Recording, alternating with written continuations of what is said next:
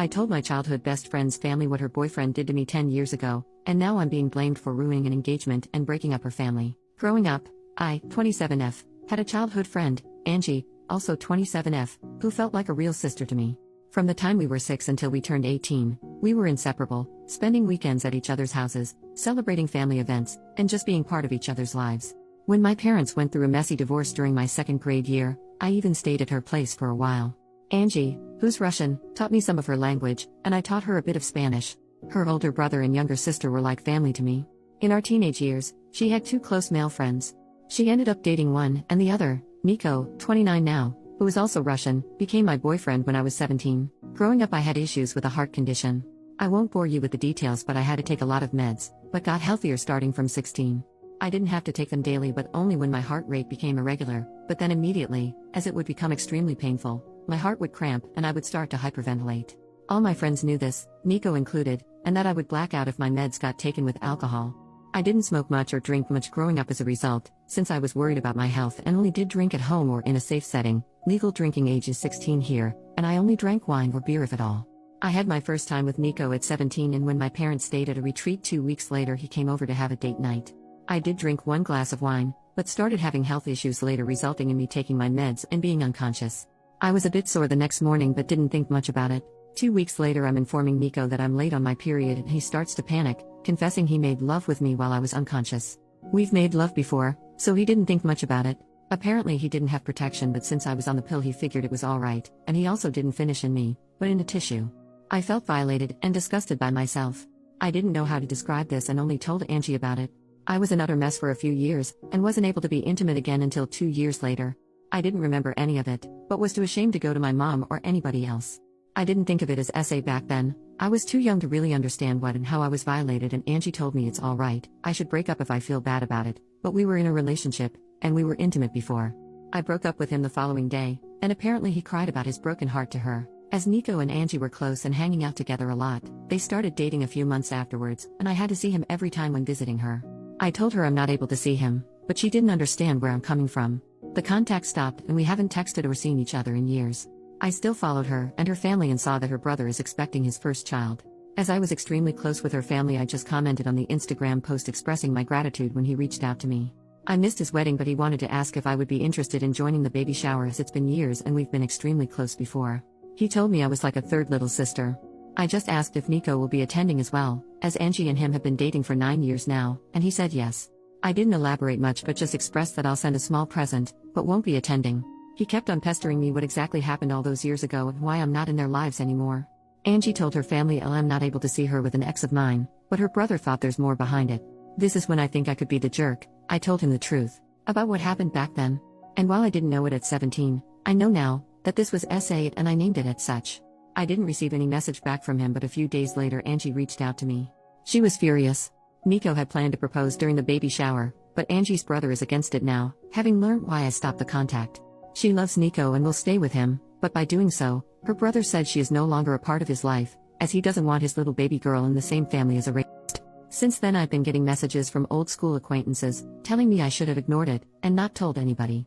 Since I didn't speak up back then, I lost the right to do so now, and am a horrible person for ruining somebody's life over some stuff he did 10 years ago when he himself was a child as well. Should I have just stayed quiet and not spoke up about this?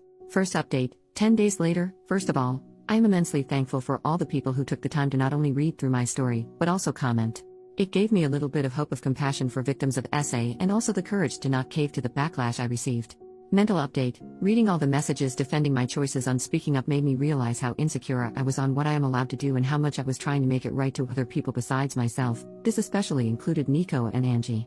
All of you are right. If Nico had changed, he would have apologized, reached out, or tried to make amends in some way, either when word got to him from his brother-in-law or at some earlier point in his life.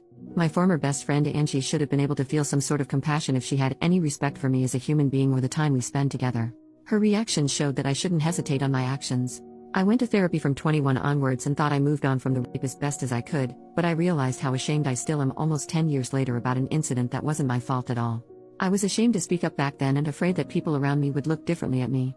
And somehow I still felt bad about speaking up today, so I'm trying to own what happened to me now and not apologize for other people's behaviors, especially as they don't even show me respect. What happened since then?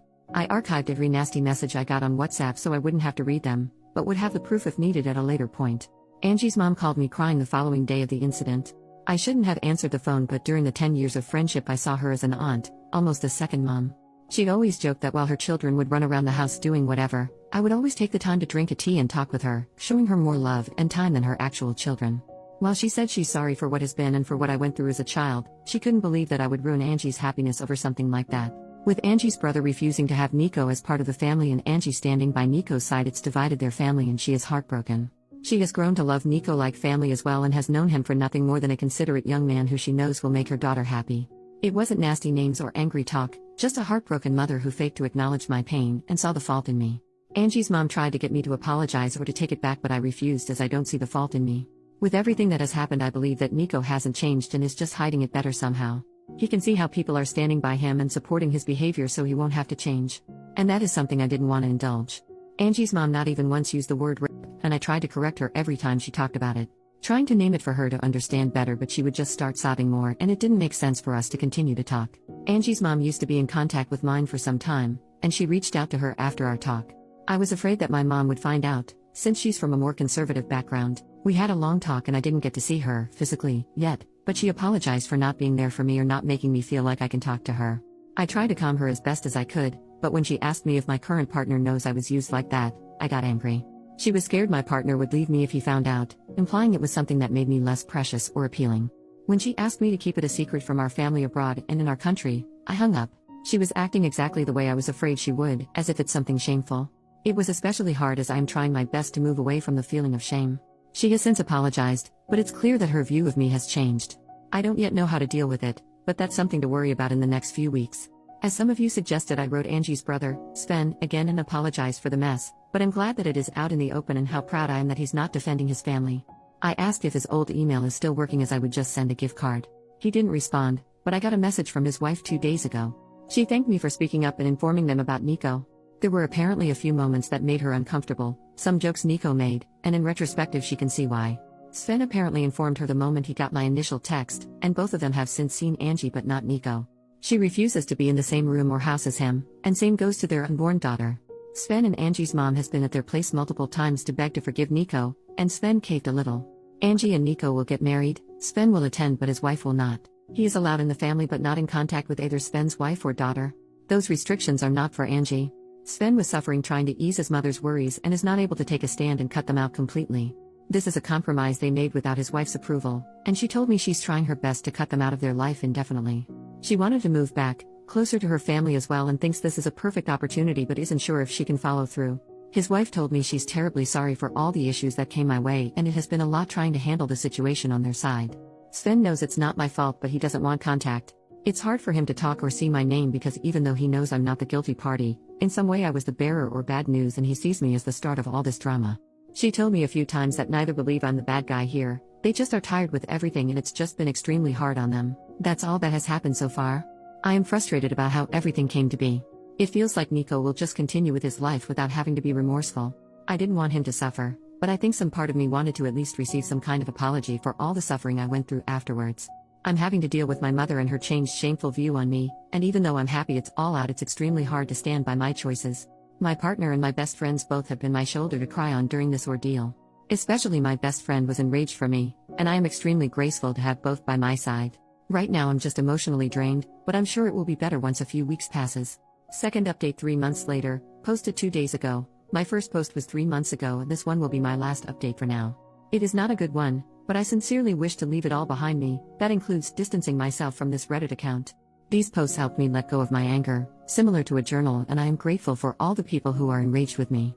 I hope to open it again someday, with a final happy update, but for now every little pop-up is a reminder of the anxiety I am still dealing with, and I do not have the energy to deal with this topic outside of my therapy anymore. I work in a very specialized field. To get the proper qualification it takes on average 6 to 8 years, bachelor, master and then state bar to be allowed to practice. While it is not very competitive, not a lot of people choose this profession, and it is highly sought after.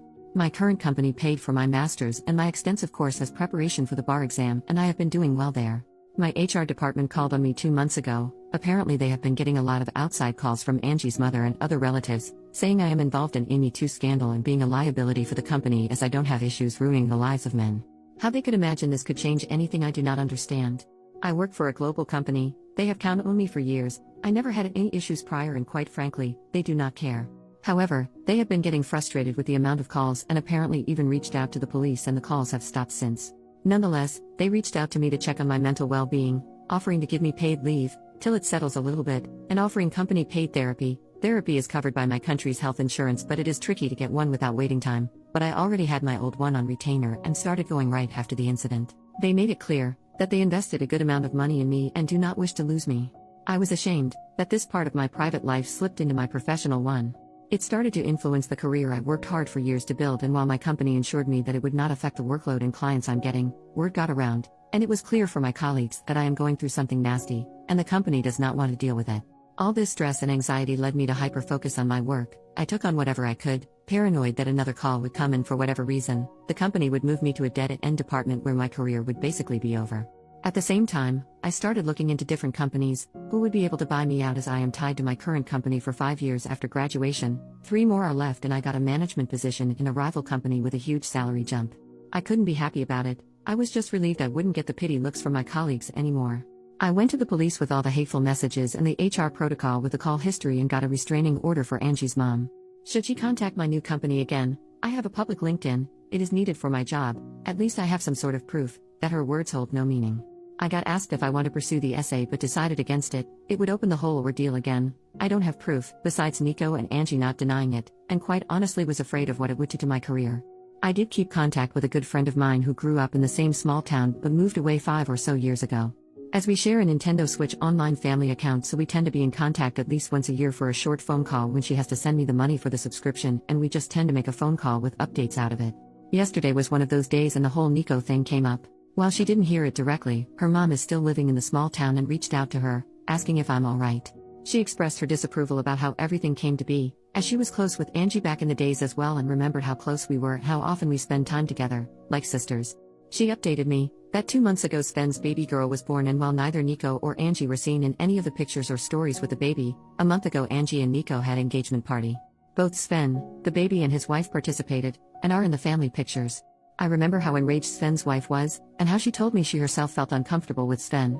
Now it is all forgotten and forgiven. Nico's parents own a few houses and gifted Angie and Nico a house close to their home, and Sven and his wife apparently bought a house in the same street. It is as if nothing happened at all.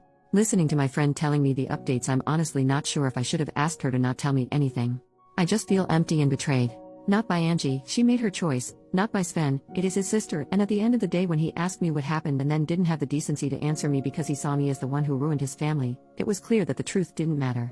Not by Sven's wife, who has a baby girl, an innocent daughter who she should protect as a mother, even thought she told me she would do her best to keep her daughter away from Nico, but just by life. I fought to have it all behind me, just to have this old wound ripped open again 3 months ago when Sven kept plastering me. I got hate messages, but knowing that maybe someone would be hesitant towards Nico when he showed strange behavior made me feel like maybe I did right. Maybe by speaking up I helped a girl out to not be SA'd. My own mother was ashamed of what happened to me, told me I was to keep it quiet so my family abroad wouldn't get to hear it, just for it all to be all good again for Nico. After everything that happened these last 3 months, I truly understand why victims of SA chose not to speak up.